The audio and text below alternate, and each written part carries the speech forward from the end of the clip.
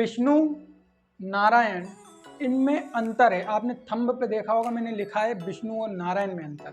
विष्णु और नारायण में अंतर होता है। जो भगवत धर्म है हमारा, इसकी कहानी श्री कृष्ण के साथ शुरू होती है और नारायण पर जाकर खत्म हो जाती है।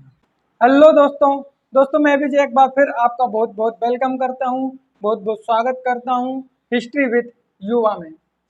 दोस्तों सभी को मेरा नमस्कार, सभी को मेरा राम राम, सभी को मेरा सलाम। दोस्तों आज की क्लास में हम डिस्कस करने वाले हैं भागवत धर्म को। हिंदू धर्म की एक शाखा कहें या इसे ही हम हिंदू धर्म का एक पार्ट कहें, भाग कहें, जो भी कहें, भागवत धर्म हिंदू धर्म का ही हिस्सा है। भागवत धर्म अब अचानक हम क्यों पढ़ रहे हैं? इससे पहले हमने कास्टेटिज्म को पढ़ा, गुप्त राजाओं को पढ़ा, अब भागवत धर्म क्यों? तो दोस्तों हमने पढ़ा है कि गुप्त राजा, खासकर समुद्रगुप्त और उसके बाद चंद्रगुप्त विक्रमादित्य द्वितीय, ये सभी परम भगवत की उपाधि लिया करते थे, विष्णु के उपासक थे और इन्हें भागवत धर्म का समर्थक, भागवत धर्म का अनुयायी बताया जाता है। ठीक है, तो हमने ये भी पढ़ा था कि गुप्तोत्तर काल में जाति व्यवस्था सामने आई, हमने कास्ट सिस्टम को पढ़ा। अब भागवत धर्म की उत्पत्ति और विकास, ऐसा हिस्टोरियंस मानते हैं कि इसी समय हुआ, लेकिन भागवत धर्म पुराना धर्म है। इससे पहले भागवत संप्रदाय जन्म ले चुका था। हमने बौद्ध संप्रदाय और जैन संप्रदाय, इन संप्रदायों को जब पढ़ा था तब हमने बात की थी कि एक संप्रदाय भागवत संप्रदाय का भी उदय हुआ था। ठीक है, तो आज हम भागवत धर्म को पढ़ेंगे। तो ये ऐसा नहीं है कि आज की क्लास कथा है, आज की क्लास जी के जीएस की क्लास है। दोस्तों हमें सभी धर्मों का सम्मान, सभी धर्मों का आदर करना चाहिए, इसीलिए हमें ये सब पढ़ना पड़ता है, क्योंकि एक सिविल सेवक को, एक सिविल सर्वेंट को अपने मस्तिष्क पर ये हावी ना होने देना चाहिए कि वे किसी धर्म के प्रति कट्टरता रखता हो या किसी धर्म के प्रति अनादर रखता हो। इसीलिए सभी धर्मों की जानकारी हमें दी जाती है, सभी धर्मों के बारे में हमें पढ़ाया जाता है या हमें खुद पढ़ना पड़ता है कि भाई ऐसा ऐसा है, और किसी भी धर्म ने कभी गलत नहीं सिखाया। इतिहास में हम इन चीज़ों को इसीलिए पढ़ते हैं ताकि भविष्य में या वर्तमान में हमारे मस्तिष्क पर, हमारे दिमाग पर, हमारे इंटेलिजेंस में ये बात कभी ना रहे कि हमें किसी धर्म के व्यक्ति के प्रति असहिष्णुता रखना है, किसी धर्म के व्यक्ति के प्रति हमें हमारे इंटेलिजेंस को खराब करना है।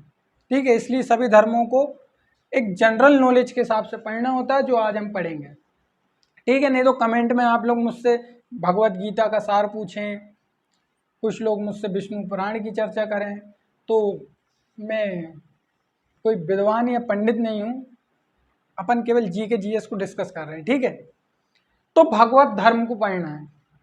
भाई जो भगवत धर्म है हमारा, इसकी कहानी श्री कृष्ण के साथ शुरू होती है और नारायण पर जाकर खत्म हो जाती है।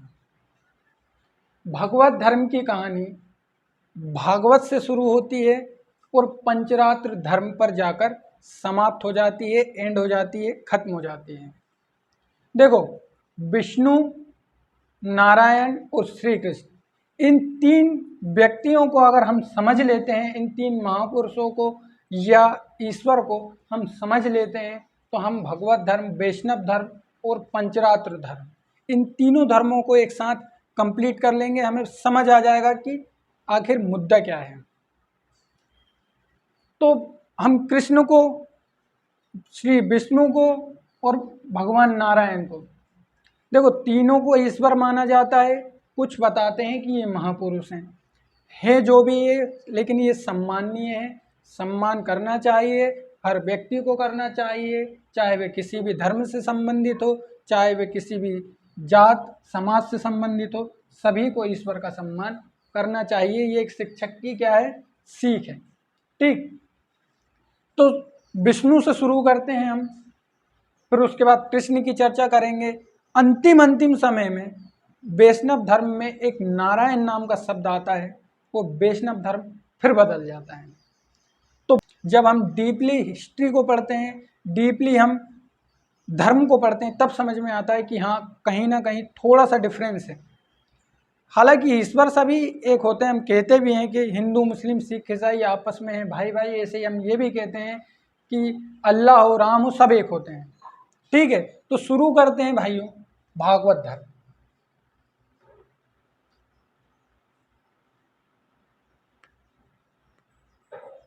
इसकी कहानी शुरू होती है कृष्ण के साथ, जिनका जन्म मथुरा नाम के एक कबीले में काल कोठरी में हुआ था, जेल के अंदर हुआ था। और सब लोग श्री कृष्ण विष्णु और नारायण के बारे में जानते ही हैं, सबने कभी ना कभी सीरियल्स में देखा होगा, कभी ना कभी आपने रामायण या महाभारत में सुना होगा।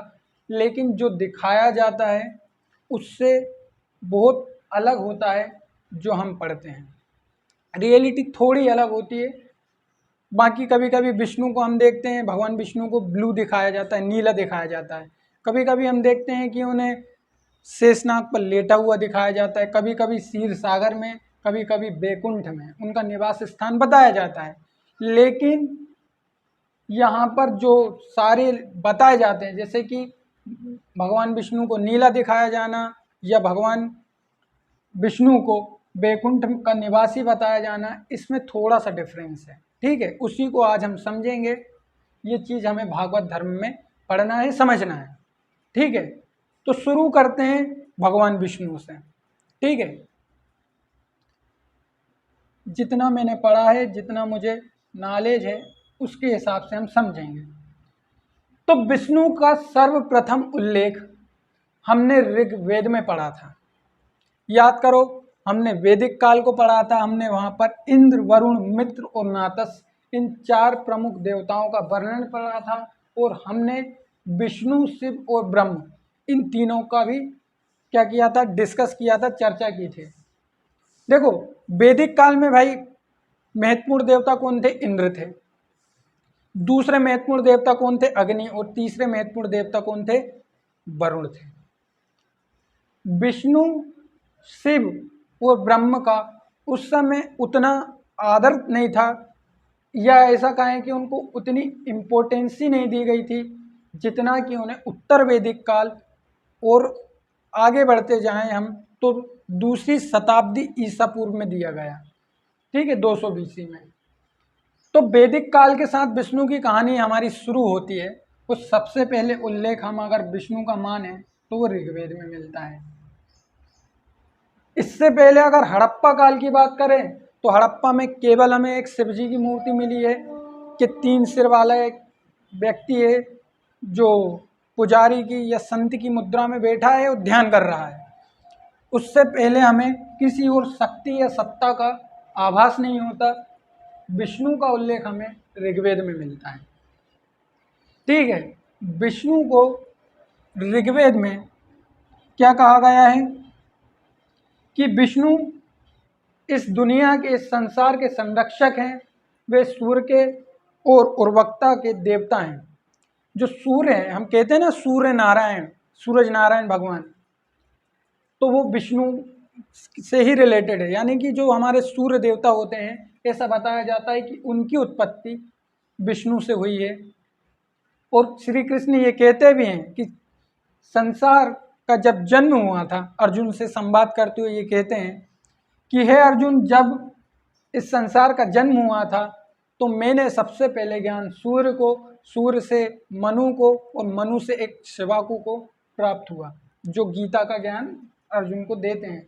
तो अर्जुन फिर पूछते भी हैं कि भगवान आपने तो अभी आधुनिक काल में जन्म लिया है और वो तो फिर 15 अरब साल पहले की बात है, तो ऐसा कैसे? तो विष्णु मतलब श्री कृष्ण ने कहा कि ऐसा है कि अपन ही सब कुछ है। ठीक है, तो विष्णु को क्या माना गया था? संरक्षक माना गया था। विष्णु और नारायण में अंतर अभी हम समझेंगे। विष्णु को क्या माना गया था? संरक्षक माना गया था। और इसके 3 पैर तीनों लोकों को नाप सकते हैं, यानी कि 3 पैरों वाला जो सिस्टम है वामन अवतार में आता है, वो भी ऋग्वेद में हमें उल्लेखनीय दिखता है। ठीक है, विष्णु का सर्वप्रथम उल्लेख हमें ऋग्वेद में मिलता है। इन्हें सूर्य और उर्वरकता का देवता माना जाता था। ये विष्णु का उल्लेख था। अब दूसरी शताब्दी बीसी के आसपास विष्णु का महत्व बढ़ा है। हालांकि उत्तर वैदिक काल जब 1000 से 600 बीसी तक चलता है तो हम देखते हैं कि इंद्र, वरुण और मित्र और नातस ये क्या हो जाते हैं, अब महत्वहीन हो जाते हैं और विष्णु, शिव और ब्रह्म इनका मान बढ़ जाता है। ये हमें मान सुनने को मिलता है, ठीक है। लेकिन जो ओरिजिनल कहानी है विष्णु भगवान की वो शुरू होती है 200 बीसी के आसपास। 200 बीसी के आसपास भगवान विष्णु को एक महत्वपूर्ण नायक, एक महत्वपूर्ण ईश्वर के रूप में देखा जाने लगा, क्योंकि ऐसा माना जाता है कि जब जब सामाजिक व्यवस्था में क्या होता है, हास होता है, सामाजिक व्यवस्था में जब जब रुकावटें आती हैं, जब जब धर्म की हानि होती है, तब तब विष्णु अवतार लेते हैं संरक्षक के रूप में, ठीक है। तो विष्णु ऋग्वेद में क्या थे, सूर्य और उर्वरकता के देवता माने जाते थे, संरक्षक माने जाते थे। उत्तर वैदिक काल में विष्णु का महत्व बढ़ता है। 200 बीसी आते आते तक विष्णु एक महत्वपूर्ण देवता हो जाते हैं। ऐसा क्यों? याद करो, 200 बीसी के आसपास, बल्कि उससे पहले मौर्य युग चालू हुआ है और मौर्य युग में क्या हुआ, विष्णु पुराण की रचना हुई। मौर्य काल में क्या हुआ था, विष्णु पुराण की रचना। और विष्णु पुराण में विष्णु की लीलाओं को, भगवान विष्णु के अवतारों का वर्णन भी किया गया है। कभी आप पढ़ें विष्णु पुराण, थोड़ा बहुत मैंने पढ़ा है जितना मुझे पता है। तो विष्णु पुराण की रचना हुई तो विष्णु भगवान का तो महत्व बढ़ना ही है। और इससे पहले अगर हम बात करें तो 950 में बताया जाता है कि महाभारत का युद्ध हुआ।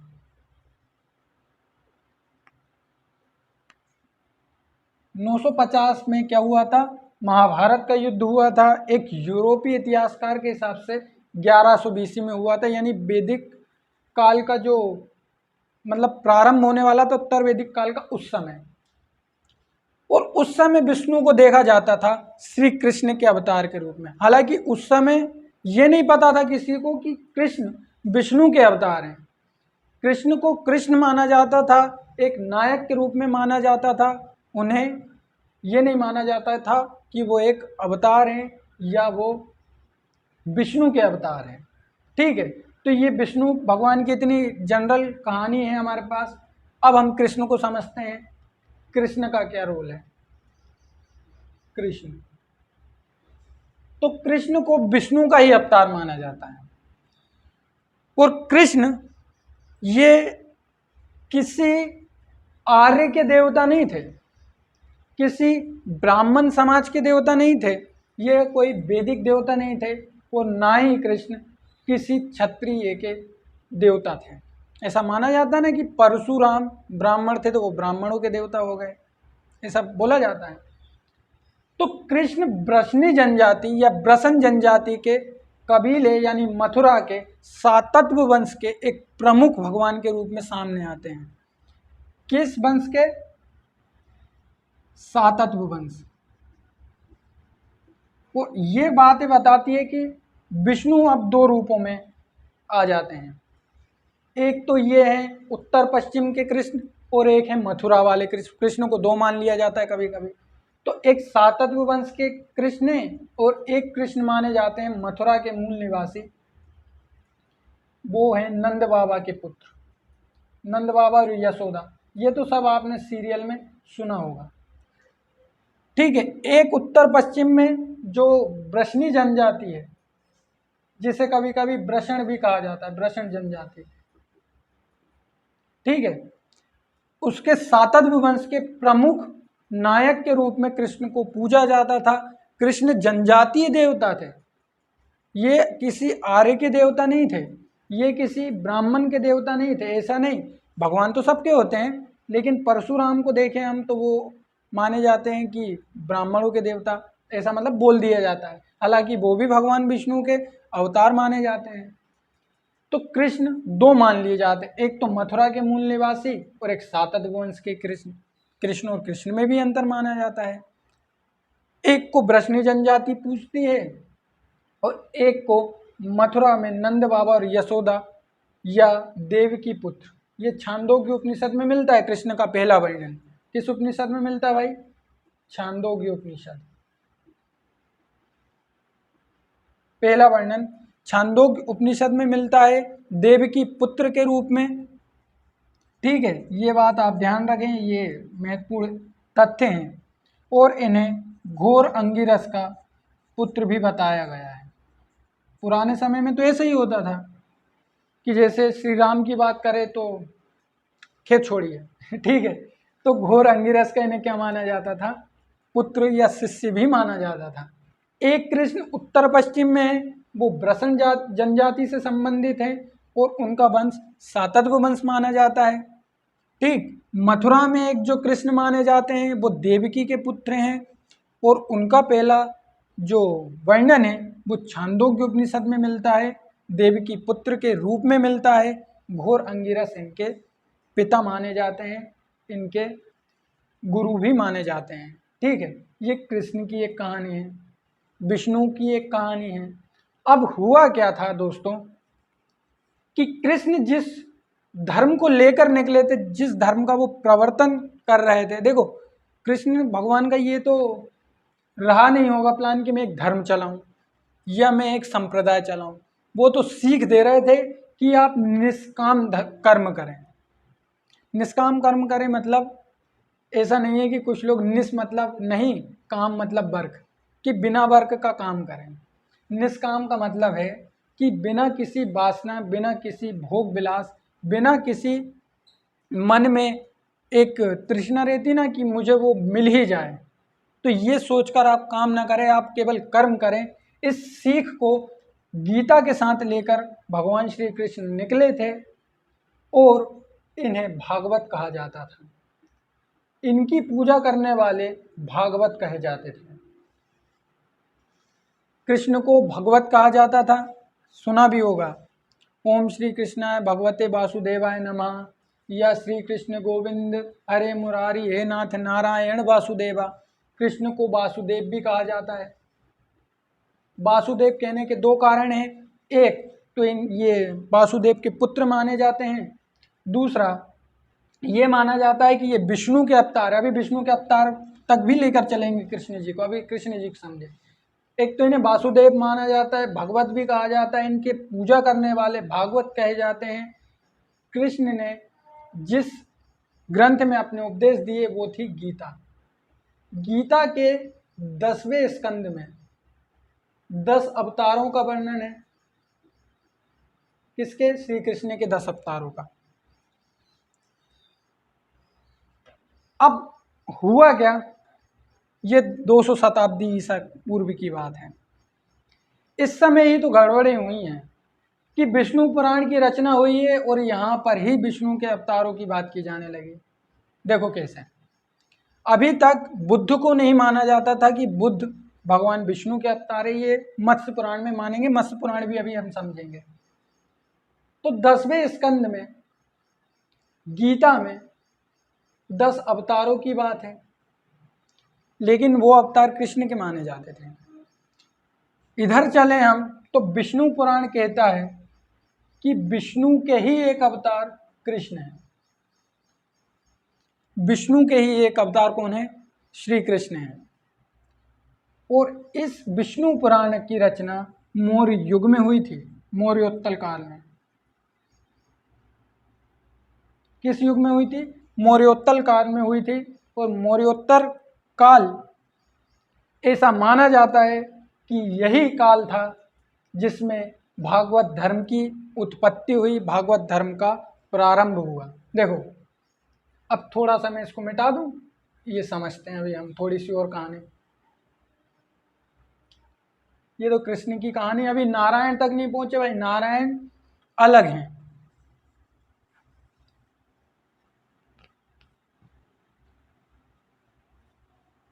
ठीक है, क्या समझना है भाई? कहाँ पहुंच गए थे हम? कृष्ण।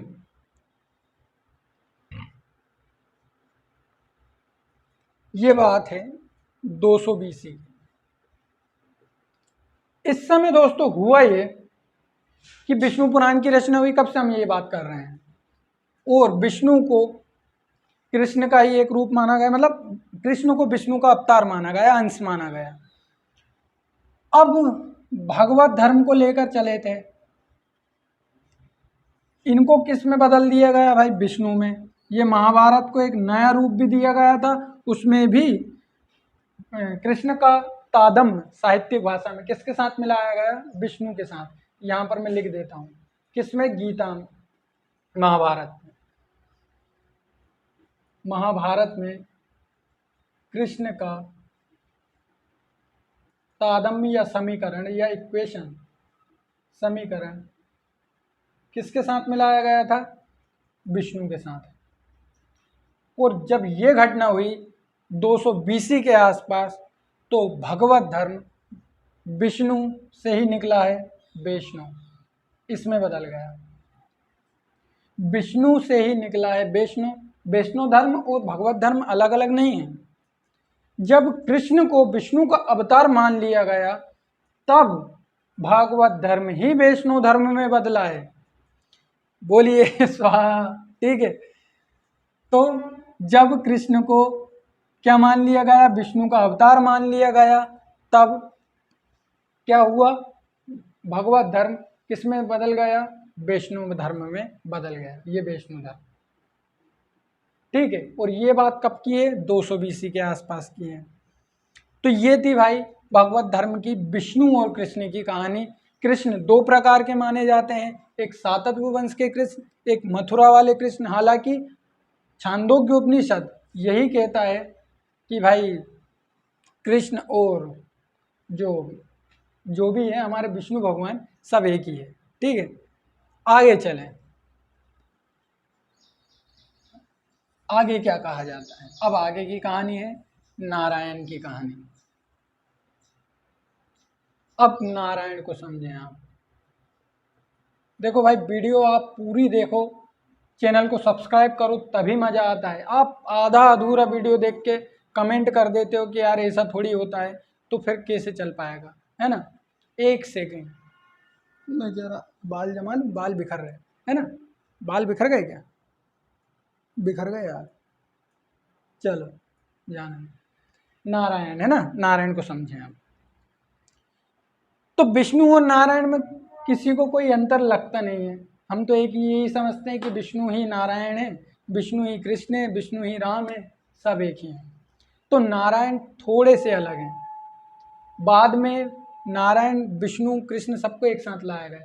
देखो, अभी हमने जिसकी चर्चा की थी, सबसे पहले हमने विष्णु की चर्चा की, और विष्णु कौन से? वैदिक विष्णु थे।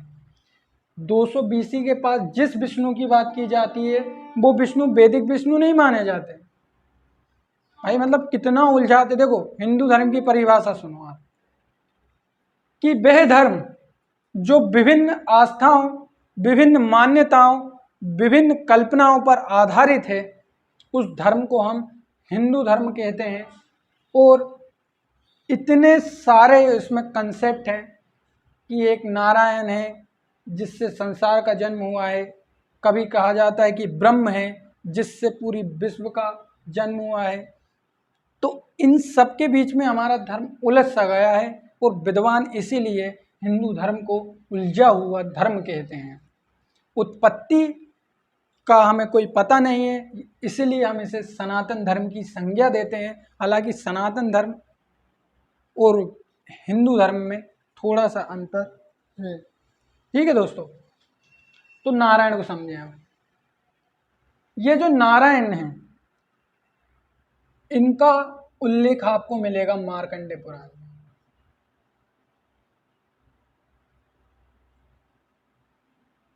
नारायण का उल्लेख आपको कहाँ मिलेगा? मार्कंडेय पुराण में। मार्कंडेय पुराण में ये कहा गया है कि नारायण जो नाम है, इसका शाब्दिक अर्थ है नारा प्लस आयन। मैं लिख दूं यहाँ, नारा प्लस आयन। कैसे कि ये जो नारा है ना, ये जल से संबंधित है, जिसे नीर भी कहा जाता है। और जल कैसा होता है? नीला होता है, ब्लू होता है। ठीक है। आयन का मतलब होता है भाई फेस।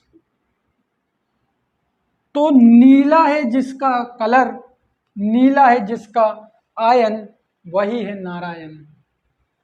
ठीक। ये ऋषि मुनियों ने नाम दिया है विष्णु को, कि भगवान विष्णु को क्षीर सागर का निवासी बताया जाता है। और जब जब आपको भगवान विष्णु किसी सीरियल में ब्लू दिखे तो आप समझ जाएं कि वो नारायण की बात हो रही है। नारायण और विष्णु में यही अंतर है कि जब जब विष्णु को नीला दिखाया जाएगा, क्योंकि कुछ ऋषि मुनियों ने देखा होगा भाई भगवान को, ऐसा मानते भी है कि हमारे ऋषि मुनियों ने देखा है। तो ये नारा का शब्द क्या है, शाब्दिक अर्थ क्या है? जल। और ये नाम किसने दिया है? ऋषि मुनियों ने दिया है। क्योंकि ऐसा बताया भी जाता है कि ऋषियों की तो मुलाकात होती थी भगवान से। तो नीला है जिसका आयन, वही है कौन? नारायण। लेकिन एक गड़बड़ी है, नारायण ये किसी आर्यों के देवता नहीं है, ये किसी ब्राह्मण के देवता नहीं है, ये भी जनजाति के देवता हैं।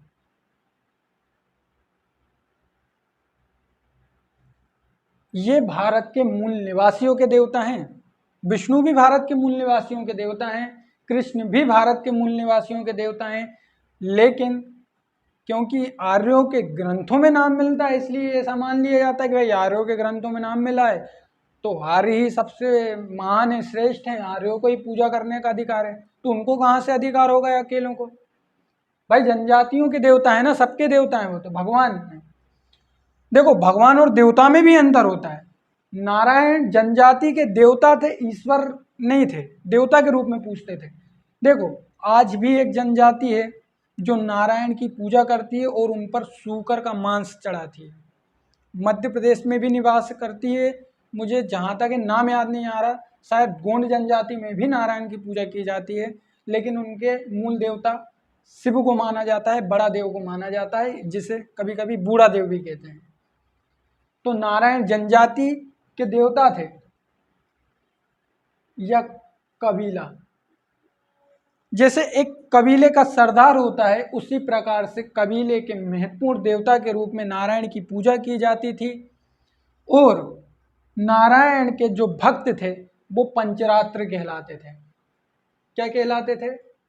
पंचरात्र। और जब विष्णु और कृष्ण को नारायण के साथ मिला दिया गया तब पंचरात्र, तब वैष्णव धर्म किस में बदल गया? पंचरात्र धर्म में। ये कहानी है भाई तीनों की। नारायण को शतपथ ब्राह्मण ग्रंथ में परम पुरुष की संज्ञा दी गई है। नारायण को शतपथ ब्राह्मण ग्रंथ में परम पुरुष कहा गया है। किसमें? शतपथ ब्राह्मण ग्रंथ में क्या कहा गया है? परम पुरुष कहा गया है। भाई शतपथ ब्राह्मण ग्रंथ एक गजब का ग्रंथ है, अच्छी बातें करता है ये। मतलब जैसे स्त्रियों की बात करें तो अर्धांगिनी भी कहता है ये। ठीक है, ये कहता है कि सत्य के पथ पर चलते हुए आप काम करें, आपको मोक्ष मिलेगा। यही तो सत्य और पथ का मतलब है। तो क्या हुआ था? देखो कृष्ण को विष्णु में मिलाया गया, ठीक है, तो भागवत किस में बदला? भागवत बदला किसमें? किसमें बदला? वैष्णव में। और जब विष्णु को नारायण के साथ मिला दिया गया तब वैष्णव किस में बदला? पंचरात्र में बदल गया। ठीक, ये था भाई भागवत धर्म का इतिहास। नारायण, विष्णु और कृष्ण, इनमें अंतर होता है। ठीक है, कृष्ण ब्रह्मणी जनजाति के प्रमुख देवता माने जाते हैं। उसके बाद हम चलें तो हमारे विष्णु एक वैदिक विष्णु माने जाते हैं और एक माने जाते हैं गैर वैदिक। वैदिक विष्णु को इतना महत्व नहीं दिया गया, गैर वैदिक विष्णु को महत्व दिया गया क्योंकि विष्णु पुराण की रचना हुई। उसके बाद नारायण का तादम्य किससे मिलाया गया, विष्णु और कृष्ण से मिला दिया गया, तब हमारा वैष्णव धर्म किस में बदला गया, पंचरात्र धर्म में। ठीक है, अब थोड़ी सी और कहानी है आगे, इस कहानी को भी हम समझ लेते हैं। ठीक है भाई, किसी को कथा टाइप का लग रहा हो तो बता देना भाई मुझे, ऐसा ना हो कि आपको लगे कि यार आज विजय भाई कथा कर रहे हैं। बहुत मेहनत से याद करा है मैंने, बहुत बहुत मेहनत लगी भाई ने, पूरा वीडियो देख के लाइक करके जाना भाई। ठीक है, अब देखो कि विष्णु, नारायण और कृष्ण, अब ये तीनों एक साथ आ गए हैं, वो तीनों धर्म एक साथ आ गए हैं। कृष्ण, विष्णु, नारायण, तीनों एक साथ आए और एक धर्म, अब जो एक धर्म था वो किस में बदला गया, तीन धर्मों में बदला गया। अब देखो, कृष्ण की बात कर लो, विष्णु की बात कर लो, चाहे नारायण की बात कर लो, इनके 10 अवतार माने जाते हैं। कितने अवतार माने जाते हैं, 10 अवतार, जिसमें देखो 3 तो देवी अवतार हैं और बाकी मानव अवतार हैं। 10 अवतारों में सबसे प्राचीन अवतार है मत्स्य अवतार, इसके बाद कूर्म, इसके बाद आता है बराह, और इसके बाद चलो सीरियल याद नहीं, मैं लिख देता हूँ, है ना। बराह आता है, बराह के बाद नरसिंह माना जाता है। ठीक है, नरसिंह के बाद आता है अपना, चलो राम को ले लो, फिर इसके बाद कृष्ण को, ऐसा 10 सीरियल में अवतार माने जाते हैं। कितने हो गए, 1 2 3 4 5 6।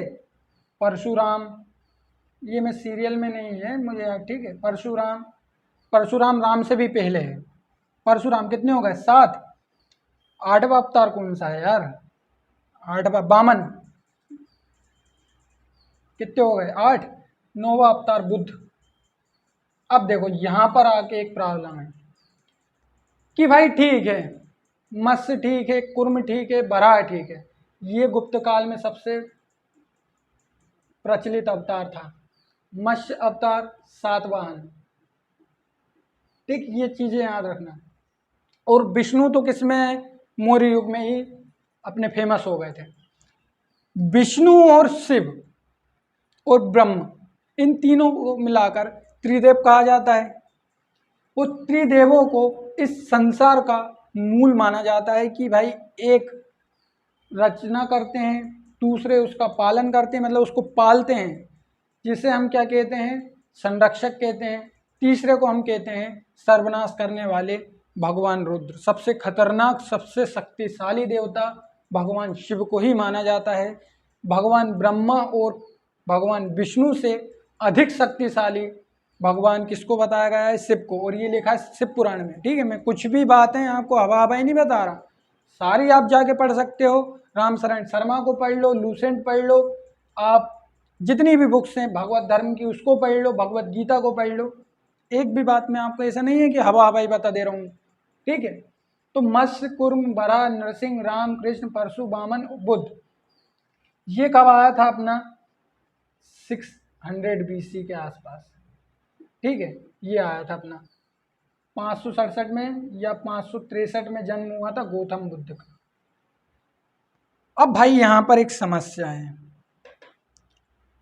कि बुद्ध कहते हैं कि ना कोई ईश्वर है, ना कोई आत्मा है, ना परमात्मा है, ऐसा कुछ नहीं है, और बुद्ध केवल बात करते हैं किसकी, मोक्ष की।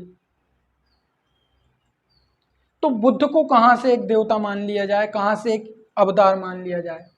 अवतारवाद की सबसे पहली बात की जाती है वो थी भगवत गीता में।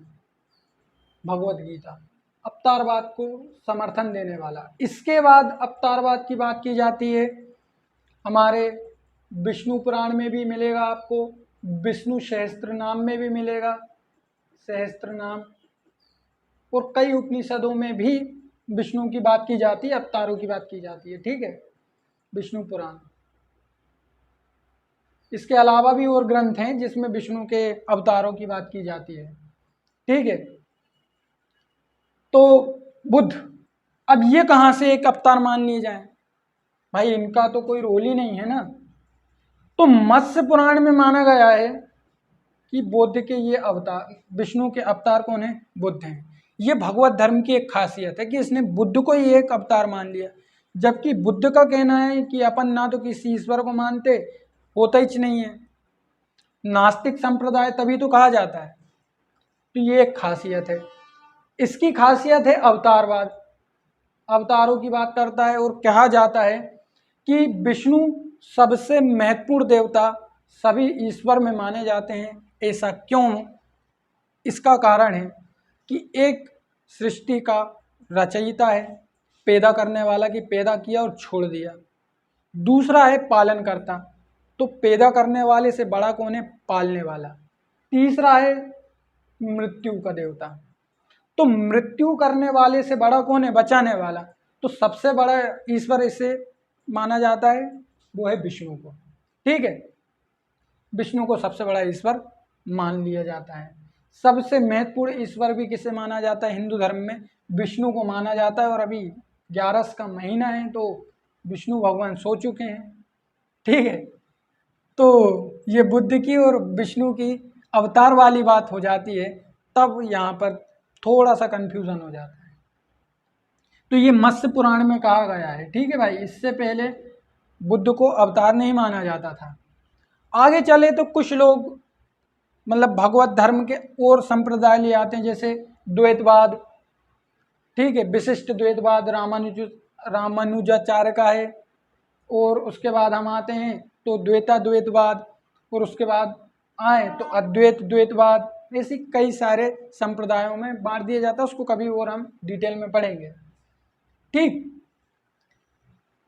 थोड़ा सा इनको और चर्चा कर लें हम। ये अवतार आया था भाई, ये अपने मनु दिक्कत में आ गए थे कि धरती पूरी जल प्लावन में मतलब समाने वाली थी, तो विष्णु ने अवतार लिया था। कुर्म ये आया था अपना किस समय? ये आया था अपना अमृत मंथन में, ऐसा माना जाता है। ठीक है, बराह कब आया था? ये आया था हिरण्याक्ष नाम के राक्षस को मारने के लिए, हिरण्याक्ष, है ना। नरसिंह कब आया था? ये आया था प्रहलाद के लिए। राम कब आया था? रावण के लिए। कृष्ण कब आया था? कंस के लिए। परशुराम आया था यमदग्नि के ये पुत्र थे। कीर्तिवीर नाम के व्यक्ति को इनने मार दिया था और 21 बार इन्होंने क्षत्रियों की हत्या की थी। वामन आया था बाली के समय या राजा बलि के समय। बुद्ध आया था जब ब्राह्मणों का कुछ ज़्यादा ही वर्चस्व हो चुका था, तो बुद्ध ने जन्म लिया था और ईश्वर के रूप में माना जाता है। ठीक है, तो ये कहानी है भगवत धर्म की, इतने इफेक्ट हैं। इसके बाद और आगे चलता है।